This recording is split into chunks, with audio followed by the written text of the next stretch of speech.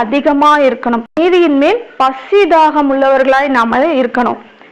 21ஆம் வசனம், கொலை செய்யாதிருப்பாயாக என்பதும் கொலை செய்கிறவன் நியாய தீர்ப்புக்கு ஏதுவாய் இருப்பான் என்பதும் பூர்வத்தாருக்கு உரைக்கப்பட்டதென்று கேள்விப்பட்டிருக்கிறீர்கள்.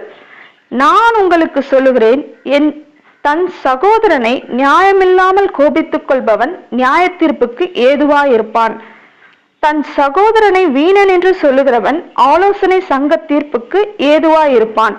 மூடனே என்று சொல்லுகிறவன் எரி நரகத்துக்கு ஏதுவாய் இருப்பான்.